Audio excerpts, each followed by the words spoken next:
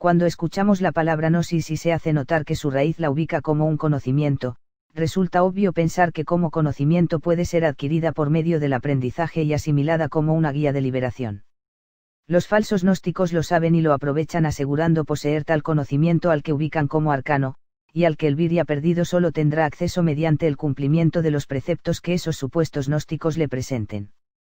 Ellos reforzarán su sistema mezclándolo con religiones que por su difusión masiva e histórica el hombre común conoce e identifica, por lo tanto esas religiones ayudarán a que el viria perdido asimile mejor esa supuesta guía, como lo son el Evangelio cristiano, el budismo y la cábala judía. Es así que el viria perdido que incursiona en esa gnosis que se le presenta como la raíz de toda religión, cree haber encontrado el conocimiento que le llevará a su plenitud espiritual, y que en algunos casos se le presenta como la religión del futuro o como la ciencia de ciencias. Es sabido por todos que cada religión por separado es una manera diferente de ver la esencia del hombre, pero hay algo que siempre ha sido común en todas ellas incluso en sus formas particulares, y eso es la existencia de un Dios al que se le ve como superior y que subsiste en esta nueva guía, pero al que ahora se le ve de una manera diferente, pues en el caso de esta nueva religión que sale a la luz, lo hace como la esencia de todas las demás a la que hacen pasar como gnosis.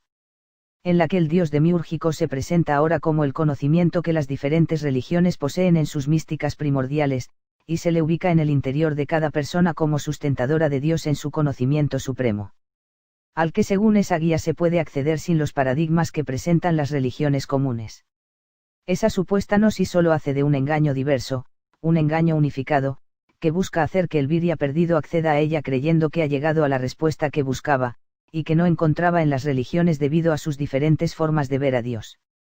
Sistema que le llevará a una comunión con el Dios demiúrgico sin los métodos ritualistas de las que las religiones comunes hacen gala, y que le hace parecer una persona especial al momento de poder comprender y sentir una afinidad con esa gnosis. Tal engaño da resultados porque el viria perdido en su desorientación continúa identificado con el alma, y el alma no es más que nuestro demonio personal, la cual actúa siempre mediante enlaces culturales que no nos llevan más que a los preceptos que nos da el propio razonamiento, es como si supiéramos el resultado antes de emitir la pregunta, pues el alma en su expresión como ente cultural está sujeta a los juicios que ella misma emite.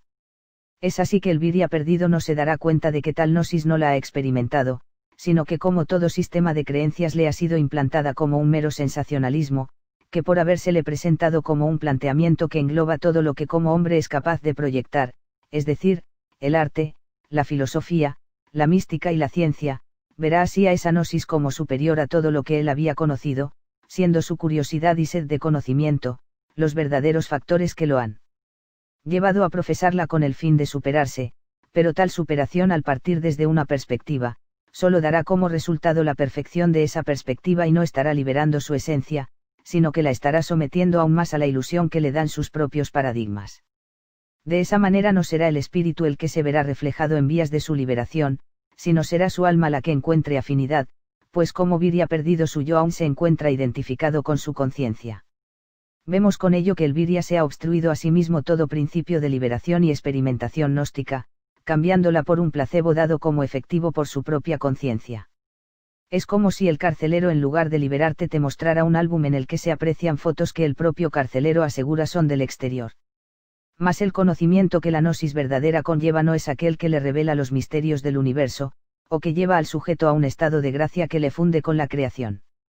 Sino un conocimiento de su verdadera esencia que no ha venido del mundo de ilusión, uno que no deba ser validado por su conciencia, sino más bien un autoconocimiento que le habla de su verdadera existencia más allá de lo que la simple conciencia le presenta, una esencia que no es el Dios en sí, ni emana de Dios, y que tampoco le funde con él, sino la verdad que su propia existencia conlleva en sí misma sin necesidad de un referente externo. Pero que como esencia tampoco está bajo la potestad de un Dios en lo interno, es decir, una autosustentación de la individualidad libre y autosuficiente, independiente, plena y total. Pues si nuestra esencia necesitara de un referente o tuviera que alcanzar una meta que no es ella misma, ¿dónde estaría la liberación en ello? Es decir, ¿cómo podría haber liberación del espíritu si éste no se desprende de todo lo que no es el mismo en vías de su total independencia? La gnosis no es conocimiento consciente, el conocimiento gnóstico genuino no es un conocimiento dado como un saber por la conciencia en su proceso evolutivo o en su plenitud, sino un conocimiento de sí mismo fuera de toda identificación del espíritu con el sujeto consciente, es decir, un autoconocimiento exento de una conciencia que trunque la plenitud de la propia esencia, mediante una identidad que necesite de características cuantificables para diferenciar lo que es su existencia de lo que no lo es. Pero la sabiduría no solo es un conocimiento, sino que es el reflejo de la propia existencia, y cuando digo existencia no me refiero a la conciencia como esencia de lo que es existente en el yo. Los supuestos gnósticos aseguran que la gnosis es de diferente naturaleza a la realidad del propio sujeto, siempre y cuando éste se encuentre en comunión con la divinidad a la que ubican en su interior, pero que responde a un llegar a ser y no al descubrimiento de la existencia en sí, divinidad que, como vemos, el sujeto solo alcanza mediante sucesión evolutiva, o sea, condicionada desde su conciencia en dirección a su perfección, es decir, Dios.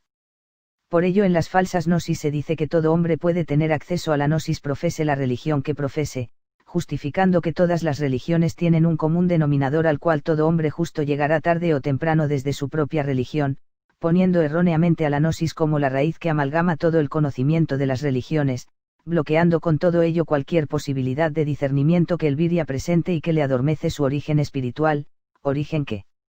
este no habrá de encontrar porque, como ya se ha dicho en anteriores videos, el error primordial a la hora de liberar al espíritu, es pensar que se puede lograr tal liberación sin una predisposición. Si no hay espíritu presente no hay gnosis, si no hay gnosis no hay liberación posible, no es el sujeto el que libera sino el propio espíritu. Despertar a la conciencia no es liberar, actuar desde la conciencia mediante la previa erradicación de los yoes del alma no es más que el principio, pues cuando se llega a ese punto los falsos gnósticos hablan de expandir la conciencia, hablan de utilizarla para alcanzar el conocimiento supremo y al hacerlo, la conciencia se purifica, es decir, se perfecciona, pero ello no es ni por lo lejos la liberación espiritual. Ello solo es la concreción del plan urdido por los siddhas traidores disfrazado de gnosis con el fin de fortalecer al alma para que cumpla con su propósito, o sea, ponga sentido en el mundo y evolucione hacia el Dios demiúrgico llevando consigo cautivo al espíritu perdido, pues acceder a la conciencia solo brinda un estado de afinidad con el entorno, y por ende con la conciencia universal que no es otra cosa que el demiurgo. En el despertar a la conciencia solo se ha cambiado una perspectiva por otra, que por ser más afinada a la hora de poner sentido, muchos confunden con la gnosis del espíritu, dándose cuenta con ello que en realidad aquello que llamamos yoes jamás han estado separados del yo álmico, sino que ahora se ha accedido al yo demiúrgico unificado. Cuando se ha despertado a la conciencia se es un ser evolucionado pero a fin de cuentas un ser, que a lo sumo sirve como ejemplo de vida como lo es una persona que se conoce comúnmente como un santo. Poder notar la propia conciencia a tal nivel solo es contraproducente para la liberación espiritual del virya si éste continúa identificado con su conciencia, es decir, en el virya perdido un alto grado de conciencia representa su máxima aspiración, pero tal grado lo ha alcanzado mediante un llegar a ser, una perfección buscada por el virya perdido desde su propia perspectiva como tal, una pretensión venida desde su sujeto cultural, que al haberse librado de las máscaras que disgregaban su identidad, solo ha llegado a la unificación de su alma, es decir, le ha ubicado en un plano más elevado como ente, en pocas palabras, todo aquel que ha despertado a su conciencia es ahora un postor de sentido perfeccionado. Es así que el sujeto mediante su conciencia afinada ha obstruido el camino de liberación, cambiándolo por un placebo dado por su lógica al que califica de gnosis, que expondrá como una verdad ineludible y que asegurará cualquiera puede tener acceso de la misma manera en que él mismo llegó a ella, o sea, despertando a su conciencia para encontrar una afinidad con la conciencia cósmica, acto con el que tiene acceso a los misterios que guarda la vida, y que se le revelan a medida en que su conciencia se perfecciona, lo cual, como hemos dicho, se confunde con la gnosis. Por eso los falsos gnósticos aseguran que la gnosis es el conocimiento supremo, que se alcanza mediante la percepción que brinda la conciencia en su comunión con la conciencia universal, pero no hay mayor falsedad que tal aseveración. Para el virya despierto llegar a su conciencia representa haber llegado a la raíz de su aprisionamiento, a la que no verá como su propia esencia, pues al haber percibido la existencia verdadera a través de su sangre pura, ésta le hace discernir mediante la hostilidad aquello que es su yo verdadero de lo que no lo es.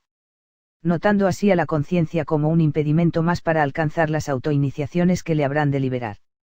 Hemos visto que creer en supuestas gnosis puede llegar a ser contraproducente y en muchos casos hasta dañino, pues al incursionar en ellas, lo único que se estará logrando además de perfeccionar la conciencia como prisión del espíritu, es poner sentido a un conjunto de ideas dadas por la razón, lo que se traduce en una liberación de energía mental dada por una representación, proceso que responde a un egregor, es decir, a la construcción de un ente en el plano astral, alimentado por la energía psicofísica de una o varias personas que comparten una idea en común, y que como arquetipo psicoideo cobra autonomía de las propias personas que lo han generado, pero que mantiene un enlace mediante el cual robará energía a tales personas a través del sentido que ellas le ponen, ya que en el caso de las supuestas gnosis, tal ente mantendrá un bloqueo mental en la persona mediante la ilusión de control, que se da cuando tal persona asegura ser ella la que decide a la hora en que da por verdadera esa supuesta gnosis, lo que se traduce en una negativa a cualquier principio liberador que no sea otro que el que le presenta el propio egregor, como un placebo a sus necesidades existenciales. Logrando con ello un nivel más en la prisión del alma, nivel que se autosustenta y a su vez brinda una respuesta que el sujeto consciente ha pedido en la búsqueda de su existencia, y que no se da cuenta es resultado de su propia ignorancia.